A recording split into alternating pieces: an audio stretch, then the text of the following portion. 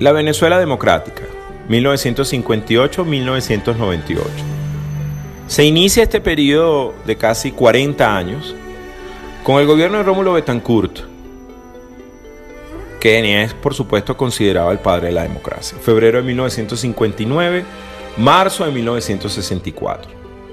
En abril de ese año, el general Castro León intenta derrocarlo, fracasa y es encarcelado. Crea la Corporación Venezolana de Petróleo, que sería el antecedente de PDVSA. Durante una caravana presidencial en junio de 1959, el presidente sufre un atentado contra su vida, que estuvo a punto de asesinarlo. Sufre severas heridas en la audición y en sus manos. En julio de 1960, AD se divide y nace el Movimiento Izquierda Revolucionario. Se funda la OPEP en septiembre de ese año. Es promulgada quizás la constitución más acabada y con más vida que hubo en el país, que es la Constitución de 1961, la que se basó en la Constitución del 47 y que promulgó, entre otras muchas cosas, el sufragio universal, la descentralización, la organización federal del país, el fortalecimiento de las tres ramas del poder público. El gobierno de Betancourt termina en el año 64 y es sustituido por el presidente Raúl Leoni, marzo de 1964 hasta marzo de 1969. Leoni era abogado, diputado, presidente de la Cámara de Senadores, senador y miembro además de la Generación del 28, fundador de Acción Democrática y quizás uno de los hombres más estudiosos en el sector de Acción Democrática de las relaciones laborales y sindicales. Leoni es sustituido por el presidente Rafael Caldera en su primer periodo, entre marzo de 1969 y marzo de 1974. Ensayista, doctor en ciencias políticas, diputado, senador, profesor, procurador general, presidente de la Cámara de Diputados y uno de los padres fundadores de COPEI. Representó siempre el ala de la democracia cristiana en nuestro país. Al presidente Caldera lo sustituye el presidente Pérez entre marzo de 1974 y marzo de 1979. Secretario del Consejo de Ministros, secretario personal de Betancourt, diputado, funcionario público, ministro, hombre de acción. Promueve y desarrolla lo que se llamó la Gran Venezuela, el periodo de organización y determinación política y de políticas más claro y cierto que ha habido en la historia del país. Su gobierno es sustituido por el de Luis Herrera Campins entre marzo de 1979 y febrero de 1984. Abogado, periodista, integrante de COPEI y promueve entre ellos un gobierno colapsado por los eventos económicos y por las circunstancias propias de la debacle que se hizo a través del control de cambio y ese mal recordado febrero conocido como el Viernes Negro de 1983. El gobierno de Luis Herrera Campins es sustituido por el gobierno de Jaime Lucinchi entre febrero de 1984 y febrero de 1989. Dirigente estudiantil, médico, pediatra, egresado de la Universidad Central de Venezuela, con estudios en Argentina, Chile, Estados Unidos, diputado, senador y secretario general de Acción Democrática.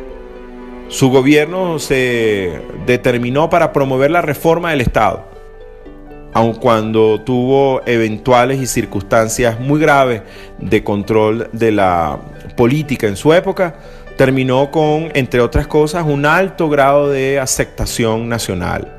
Lo sustituye Carlos Andrés Pérez desde febrero de 1989 hasta mayo de 1993, un periodo convulso de reformas económicas, de circunstancias graves desde el punto de vista de estabilidad política. Debemos recordar que en febrero de 1992, Hugo Chávez y otros oficiales dan un golpe de Estado fallido, lo que produjo una debacle desde el punto de vista institucional y político y terminaría con la salida del presidente Pérez en mayo de 1993 por la intervención de la Corte Suprema de Justicia, que declaró con lugar la solicitud de un antejuicio de mérito y al día siguiente el Congreso decidió la separación de Carlos Andrés Pérez de su cargo. Todavía se recuerdan sus palabras aquel día en la casona: hubiese preferido otra muerte. Los gobiernos de la actualidad. Este periodo se inicia en 1998 y tiene dos partes. Una hasta el año 13, que culmina con la muerte del presidente Chávez, y la siguiente con la actual presidencia del señor Nicolás Maduro Moros. Debemos recordar que Hugo Chávez llega al gobierno en febrero del año 99 y su primer periodo dura hasta julio del año 2000. Que ese periodo se concentra en la promoción de la llamada Asamblea Nacional Constituyente para promulgar y crear la Constitución que todavía está en vigencia. Debemos recordar que ese periodo se inicia con la intervención de la Corte Suprema de Justicia, que hace una incorrecta interpretación de la Constitución del año 61 y promueve la posibilidad de que exista un referéndum consultivo para permitir no solamente que se imponga la llamada soberanía popular, sino la convocatoria de una Asamblea Nacional Constituyente como un mecanismo para refundar el Estado. A ese periodo del año 1999 hasta el 2000, le sigue un periodo del año 2000 hasta abril del 2002. El presidente nuevamente es electo popularmente, aun cuando se juramenta en agosto del 2000, el Tribunal Supremo de Justicia indica que el ejercicio formal del sexenio arrancaría en enero del año 2001. El presidente solicitó una ley habilitante que les es aprobada por el Congreso para legislar en diferentes materias. Esto genera fuertes críticas por parte de la oposición, que se aglutina alrededor de la CTV y Fedecámaras realizando un paro general en diciembre. Las tensiones van en aumento y en abril del 2002 la gerencia de PDVSA rechaza la injerencia del gobierno. Se inicia un paro de actividades, la CTV se suma y Chávez despide en TV a varios trabajadores de la empresa. El 11 de abril del año 2 se realiza una marcha que termina llegando al Palacio de Miraflores y se suceden varios asesinatos. Las Fuerzas Armadas desacatan las órdenes dadas por el presidente y le exigen la renuncia, la cual no ocurre escritamente. Chávez es apresado por los militares y referido como detenido a Fuerte Tiuna. Se ocurre la noche en la que asume Pedro Carmona Estanga la presidencia. Se autoproclama presidente, es un presidente de facto. Ante una situación de confusión e incertidumbre, el vacío de poder momentario es asumido por Carmona Estanga. Da un golpe de Estado al violar la Constitución con su asunción y disuelve de manera inmediata los poderes constituidos de la República.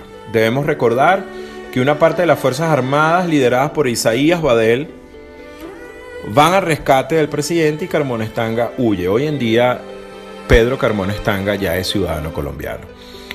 Lo sustituye Diosdado Cabello Rondón, quien era el vicepresidente en ese momento, y ante el golpe de abril pasa a la clandestinidad. Pero una vez que las fuerzas gubernamentales retoman el control, regresa a Miraflores. Es juramentado como presidente provisional por el entonces presidente de la Asamblea Nacional, el diputado Lara, hasta el regreso de Chávez el 14 del mes de abril. Regresa a Hugo Chávez. Ese periodo concluye en enero del año 7.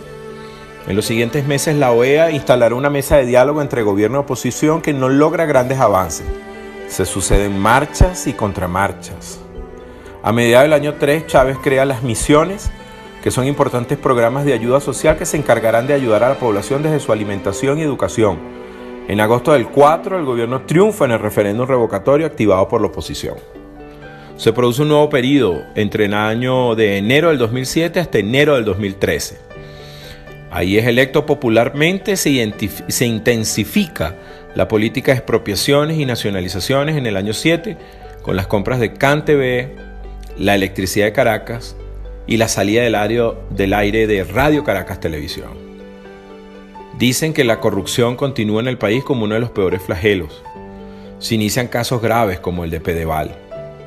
Continúa la construcción de viviendas de manera masiva y sin mayores controles. Se crean más de 60 universidades públicas como la Universidad Bolivariana. Se amplía la red de módulos del barrio adentro. Chávez sufre una enfermedad mortal y a pesar de que es electo en 2013, hasta marzo del 2013, fallece ese año. Fallece en Cuba, según se ha podido determinar actualmente, y su periodo es sustituido por la presidencia de Nicolás Maduro. Como decíamos, a la muerte de Hugo Chávez en marzo del año 13, es sustituido por el presidente Maduro en un breve periodo que va entre marzo del 13 y abril del 13. Debemos recordar que el Tribunal Supremo de Justicia ratificó a Maduro como presidente provisional y convocamos a elecciones adelantadas, desde abril del 13 hasta este año. Maduro, quien era militante de la Liga Socialista y de agrupaciones de izquierda, se desempeñaba como chofer y dirigente sindical del Metro de Caracas, fue diputado, presidente de la Asamblea Nacional, canciller y vicepresidente del país. Fue electo popularmente en el año 13, en abril. Presenta el llamado Plan de la Patria, que fue propuesto originalmente por Chávez en las elecciones del año 12, como hoja de ruta de la nación hacia el socialismo del siglo XXI. Ha enfrentado los más importantes problemas de escasez de productos, alta inflación, inseguridad, hambre, desabastecimiento de medicinas, y así ha llegado hasta el año 18, precisamente hasta mayo, donde en el día 20 debe haber elecciones para escoger su posible sucesor o su ratificación por 6 años más.